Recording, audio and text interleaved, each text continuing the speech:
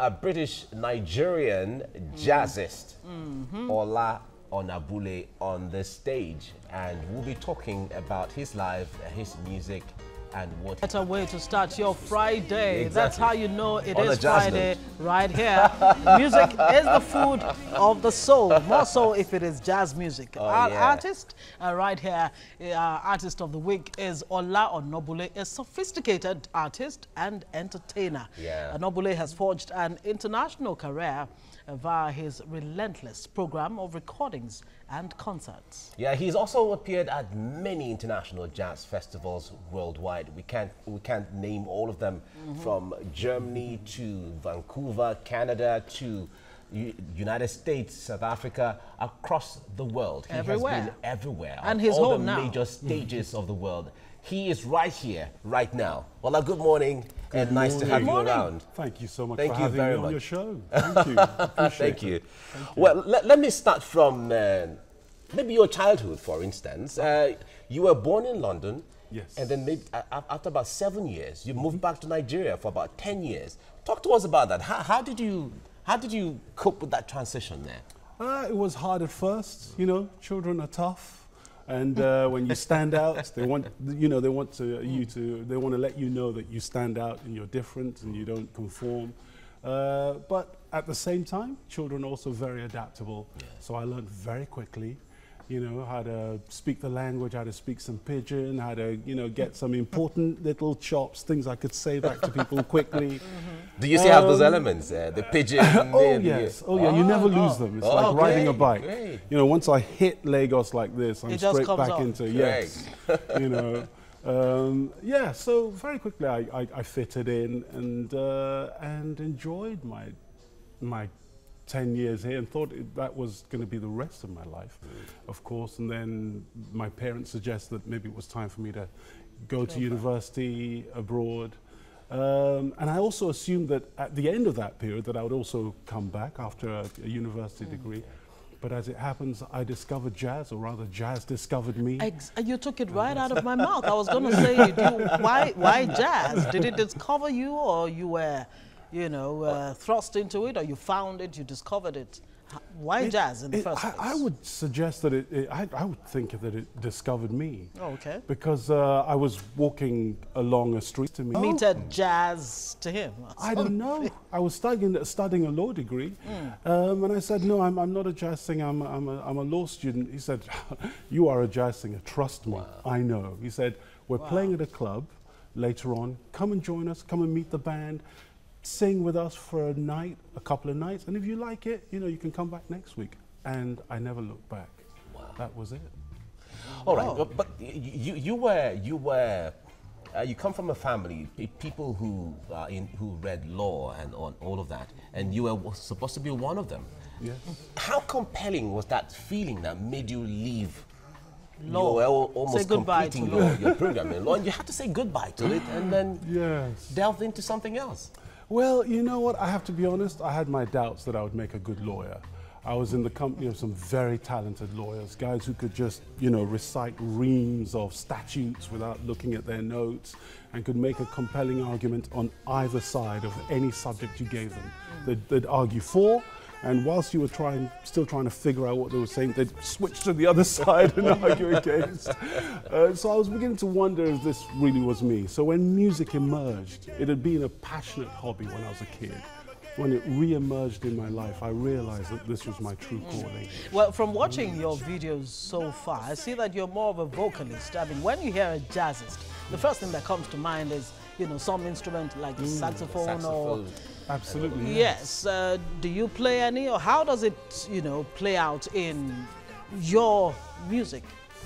Yeah, the jazz vocalists that I first kind of became attracted to were people like Al Jarreau, Bobby McFerrin. So these are guys who, it almost comes across as though they wanted to be instrumentalists and decided to use the human voice as an instrument.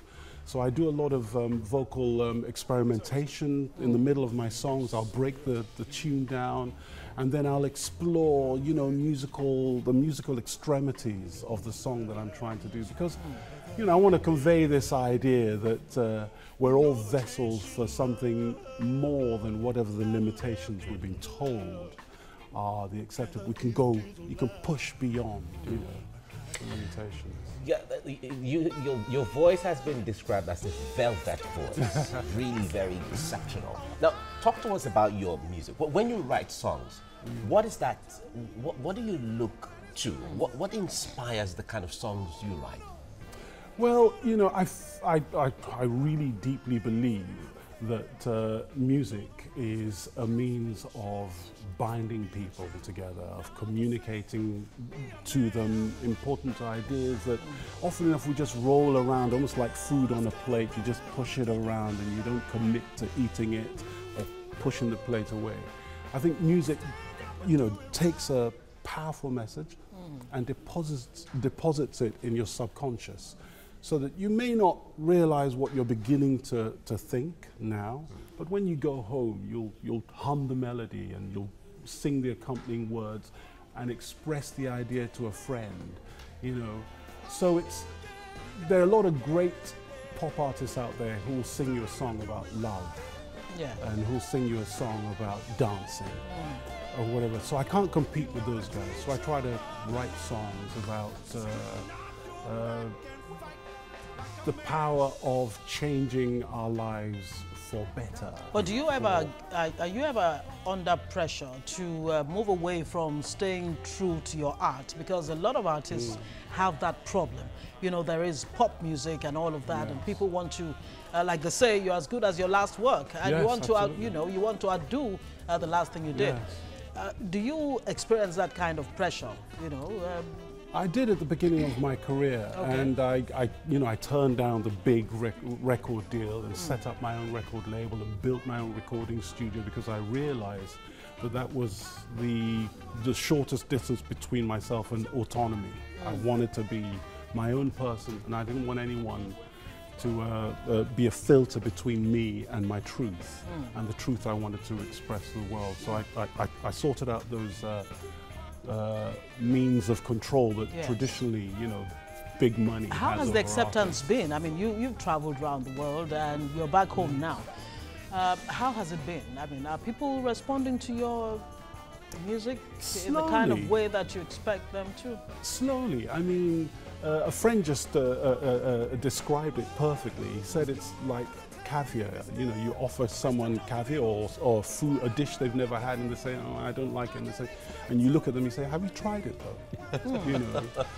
So that's what we try to do. Is we try to say, "Are you sure you don't like jazz? Have you tried it? Have you heard, or do you know so and so?" And they say, "Yeah, I know him." And they say, "Well, he's jazz. So you like jazz. You just didn't know you liked jazz." All right, we'll first play you one of your songs, Jankoriko. What's that song about? Jankoriko is a song I wrote about, you know, something I experienced in Lagos actually when I was a kid, and it came back into my mind. It was an unfortunate event where a man got arrested and dealt with for something he did. He stole a loaf of bread. And people set on him. Yeah, that's actually what we used to call thieves in those days. Jankoriko. Yes. And people set on him and dealt with him, but I could tell in the way they were dealing with him that really they were angry at people who are beyond me. Oh my goodness. And you know what? I was just thinking in my head, oh, if I could get the opportunity to sing along. And it's on a platter of gold. But the point there is the velvet voice can be a source of inspiration. You never could tell, you know. So is that something you want to give us that will still feel the jazz without the instruments and all of that? You most certainly could, yes. Okay. Let me see. I'll do a section of a song called Unchained, which was off my first album. I still do it. I was once in the sky, flying free, soaring high, and below all have declared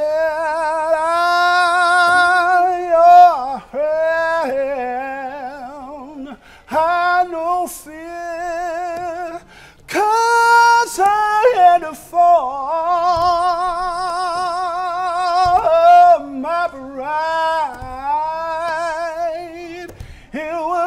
testing me and feeling me inside.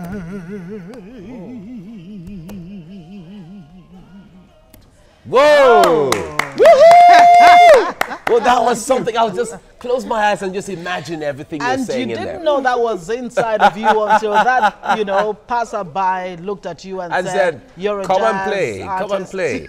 Now, talk to us. Sometimes it happens like that. Yes. Yes, you have this latest work, Pointless. Talk to us about it. My new album, Pointless, is, the songs on it are all about the fact that more and more people are feeling like they have no control over the things that are unfolding on a global stage.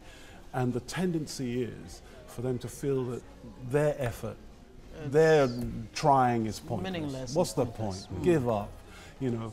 And it's in a way, it's a way of inspiring and encouraging people to get active on a civic level. Get out there and vote yourself, but also encourage young people who are the ones who are feeling most powerless to get out there and vote and canvass to vote and become aware of who's there, who's your councillor, who's your mayor, who's your governor, who's your whatever it is, and get involved. It's our world. It's So you're our not just planet. using your music to entertain, you know, using it as a social commentary too? And to talk about, you know, what's happening, especially in Nigeria. I mean, how how is your music coming to bear with the Nigerian experience, you know, and what were... Well, and accepted by the entire world. I'm so proud, you know. Are you going to be mixing jazz with, you know, with some pop artists, some Wizkid, throw it in there? If they call you know? me, I'll be there like in a minute. What a combination that would be. Yeah, exactly. I'm just It'll quite imagining it. exactly, it'll be interesting. Now, the point is, when it comes to jazz festival, we've heard so many popular jazz festivals across the world, in Europe, even South Africa and Canada and the United States. But Nigeria doesn't really have Jazz festival. popular stage or jazz festival. But you are one. You are a Nigerian, anyway, British Nigerian. However, but the point is, this is your home. Is there anything you're doing to ensure you popularize the jazz festival back here in Nigeria? Well, I've performed. There's a gentleman here who's a great jazz enthusiast, and who started something called the Lagos Jazz Series. His name's Oti Bazunu. Okay. And he's very passionate, and he really is trying to both bring great international jazz artists to Lagos, as well as All right, Ola Onabule, thank you so much for coming. Thank you. It's Thank really you nice to very see much. you. Really appreciate and we wish you being with well. you guys. Yeah, Thank you. thank you so much. And we hope to hear more of you, you know, as you... The Velvet Yes, Voice. the Velvet Voice. Thank you so much. Thanks so much. All right, just before we go, we'd like to let you know that the views and reaction of our resource persons on the topics discussed earlier on this program are their views and have no connection with TVC News. We need to let you know that. Thank you very much for spending your morning with us. The weekend starts right now. Exactly. Right here. And we'll leave you with beautiful... Rico. Oh, yeah. Great voices. Great voice there and great play. I am Mike Okwacha. And I'm Ngozi. And they will have a beautiful, rewarding weekend. Bye now.